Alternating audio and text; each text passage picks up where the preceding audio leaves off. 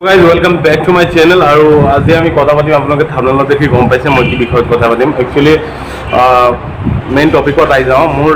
বহুত দিন ধৰি কেইটামান প্ৰশ্ন আছে এইটো ধৰ্মৰ ওপৰত আৰু মই একচুয়ালি কিছুমান কথা নাজানো আৰু এনেকুৱা কোনো ডিউৰিং লকডাউন এনেকুৱা কোনো অধিৱেশন হোৱা নাই তেওঁলোকৰ যে মই তাত গৈ প্ৰশ্নকেইটা সুধিব পাৰোঁ মই ভিডিঅ'টোৰ মাধ্যমত যিসকল এইটো ধৰ্মৰ প্ৰতি অলপ বেছি জ্ঞাত তেখেতসকললৈ কিছুমান প্ৰশ্ন মোক যদি উত্তৰটো দিয়া মই বহুত বেছি ভাল পাম আৰু হয়তো মই নিজেও বৰ্তমানলৈকে কোনো ধৰ্মকে যিটো দীক্ষা বুলি কয় মই দীক্ষিত নহয় আৰু মই এটাই জানো সেইটো মোৰ মতে কি বস্তু মোৰ মতে কি হয় যে ধৰ্মটো এটা এনেকুৱা বস্তু যিটো আমি জন্মৰ পৰা পাই আহিছোঁ আৰু জন্ম হোৱাৰ লগে লগে মানুহজন সেইটো ধৰ্মক ফ'ল' কৰি আহে আৰু মই সেইটো ধৰ্মক ফ'ল' কৰি আহি আছোঁ মোৰ মতে সেইটো আৰু এতিয়া যিটো সমাজৰ ৰীতি নীতি অনুসৰি আমি এটা ধৰ্মত এটা দীক্ষিত হ'ব লাগে চ' মোৰ টপিকটো আজি এইটোৱে যে কিছুমান ধৰ্ম যিটো ধৰ্মত নেকি কিছুমান মই ডাইৰেক্টলি কৈছোঁ কিছুমান ধৰ্ম নহয় এইটো ধৰ্মতেই যিটো ধৰ্মত এইটো ধৰ্মত এটা বস্তু কি হয় আপোনাৰ যেতিয়াই অধিৱেশন হয় যিটো কাৰণতেই তেওঁলোকে যেতিয়াই অধিৱেশন পাতে তেতিয়া কি হয় এটা চিষ্টেম থাকে সিহঁতৰ যে এটকা দুটকা কিবা এটা দিব লাগে প্ৰণামীত ঠিক আছে মই ডাইৰেক্ট কৈ আছোঁ কথাবোৰ মোৰ লগত কোনো হেৰি নাই মই জানিব বিচাৰিছোঁ খালি মই জানিব বিচাৰিছিলোঁ সেইবোৰ পইচা একচুৱেলি আমি যিকেইটা পে'মেণ্ট কৰোঁ তাত প্ৰণামী দিওঁ সেই প্ৰণামীটো যায় ক'ত এক নম্বৰ কথা আৰু দুই নম্বৰ কথা হ'ল যদি সেই প্ৰণামীটো আমি যেতিয়া দিওঁ সেই প্ৰণামীটো আমি তেনেকৈ দিওঁ যে প্লেটটোত যেতিয়া দিয়ে আমাৰ মা পাপাক সেইটো দীক্ষিত মই জানো তেওঁলোকে দিওঁতে তেনেকৈ দিয়ে যে তাত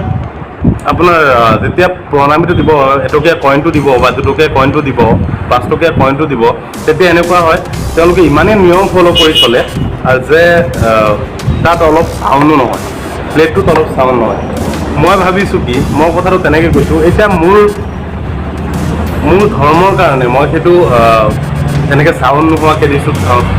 দি প্ৰণাম কৰিছোঁ সেইটো বেলেগ এতিয়া কথাটো হ'ল আমি যদি সেইটো চাউণ্ড নোহোৱাকৈ পইচাটো ইয়াত দিওঁ ইমান নিয়ম ফ'ল' কৰি দিওঁ সেইটো কি তেনেকৈয়ে যায় নেকি তাত বিহাৰত য'ত দেওঘৰ তেওঁলোকৰ মেইন অফিচ মানে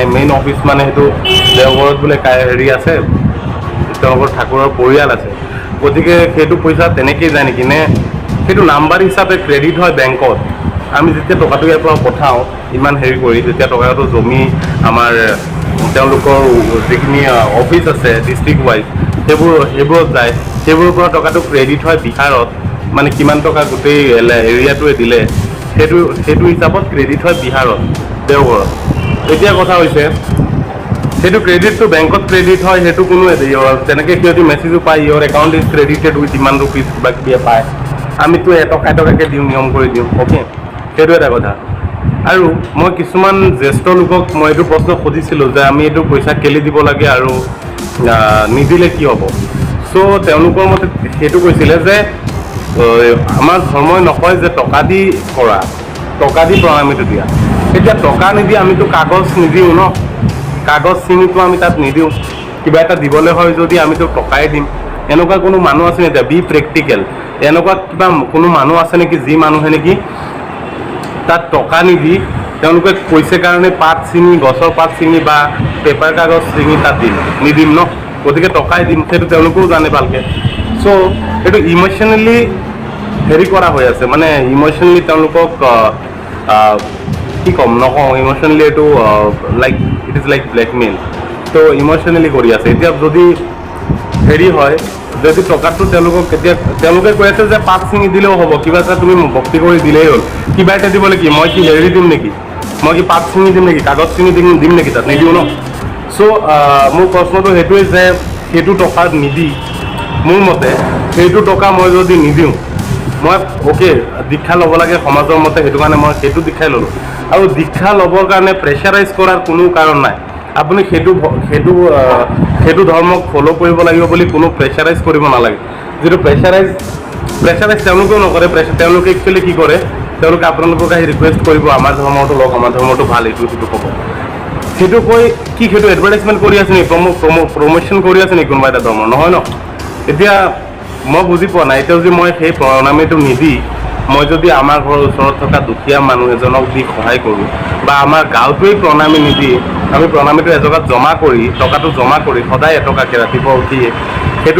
সেইটো টকা যদি জমা কৰি 1 মাহৰ পিছত আমাৰ গাঁৱত যিজনে খাব পোৱা নাই, ভোকত আছে, তেওঁক যদি আমি সহায় কৰোঁ,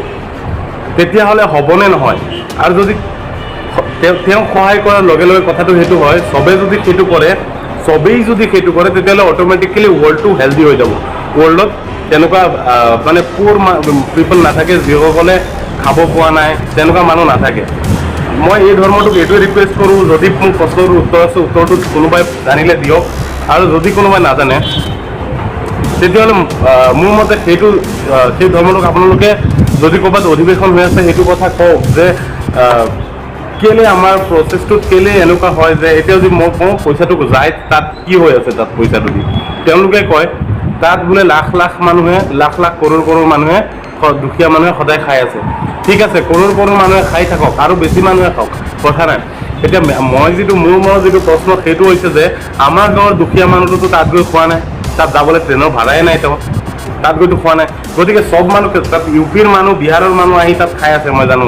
গোটেই ৱৰ্ল্ডৰ মানুহক তেওঁলোকে গৈ গাড়ী পঠাইছে নেকি বোলে যি ইট ইজ লাইক এ বৃদ্ধাশ্ৰম, তেওঁলোক যে খাব পোৱা নাই, ঘৰ বাৰী নাই, লৰাই এৰি দিছে, তেওঁলোকক মাতি নি তাত নি আশ্ৰয় দিছে, তেনেকুৱা নহয়। খালি বোলে খাই আছে, কিবা কৰি আছে, সেইবোৰ কথা কৈ মানুহক বিভ্ৰমত পেলোৱা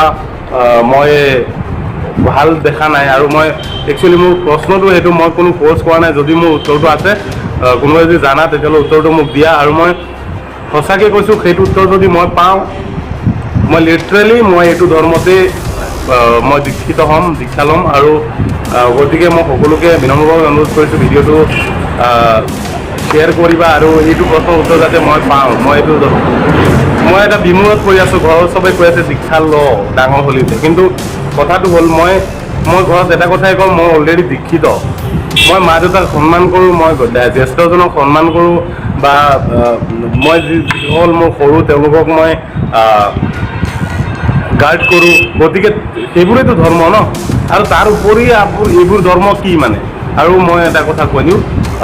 ভিডিঅ'টো দেখাৰ বাবে সকলোকে ধন্যবাদ। আৰু মই এইটো কথাই কওঁ যে ভিডিঅ'টো চাই তোমালোকে যদি কিবা বেয়া পালা, তেতিয়াও মোক কমেণ্টত জনাবা যে মই কি বেয়া ক'লোঁ। আৰু যদি কিবা ভালো পালা তেতিয়াহ'লে ভিডিঅ'টো শ্বেয়াৰ কৰি দিবা প্লিজ। আৰু এটা কথা কি, মই কোনো ধৰ্মক বেয়া বুলি কৈ ভিডিঅ'টো বনোৱা নাই, ধৰ্মটোকো বেয়া নাপাওঁ, বাট জাষ্ট মই এইটো কেলৈ হৈ আছে সেইটো মোৰ উত্তৰটো লাগে, সেইটো কাৰণে মই ভিডিঅ'টো বনালোঁ। চ' ভিডিঅ'টো চোৱাৰ বাবে সকলোকে ধন্যবাদ। আৰু এটা কথা কৈ দিছোঁ, মোৰ যিটো বেকগ্ৰাউণ্ড আছে, বেকগ্ৰাউণ্ডটো আজি বেলেগ। মই বন্ধু এজনৰ দোকানত গৈ বনাইছোঁ, মনোজৰ দোকানটো নতুনকৈ অ'পেন কৰিছে। চ' আজি মই ইয়াতে আহিলোঁ, ইয়াতে আহি ভিডিঅ'টো কাইলৈও ভিডিঅ' দিয়া নাছিলোঁ, গতিকে ভিডিঅ' এটা দিম বুলি এই ভিডিঅ'টো বনোৱাৰ মোৰ উদ্দেশ্য। আৰু সকলোকে ধন্যবাদ ভিডিঅ'টো সম্পূৰ্ণ দেখাৰ বাবে। আৰু আশা কৰিছোঁ ভিডিঅ'টো শ্বেয়াৰ কৰিব, আৰু মোৰ চেনেলটো ছাবস্ক্ৰাইব কৰি দিব, আৰু ছাবস্ক্ৰাইব কৰি বেল বাটনটো দবাই দিব যাতে ন'টিফিকেশ্যন পাই থাকে। So' thank you guys, thank you so' much. ভিডিঅ'টো চাই কোনো ব্যক্তিয়ে ভাবিব পাৰে যে অসমৰ CMO দেখোন তাত গৈ ভিজিট কৰি আহিছে। তেওঁলোকলৈ এটি অনুৰোধ, আপোনালোকে নিজেই ভাবি চাব, যদি এটা বেয়া মানুহৰ আণ্ডাৰতো লক্ষাধিক মানুহ থাকে, তেতিয়াহ'লে কোনো এজন নেতা ভোট পোৱাৰ আশাত তাত যোৱাটো, তাত ভিজিট কৰাটো সেই মানুহজনক কোনো ডাঙৰ কথা নহয়।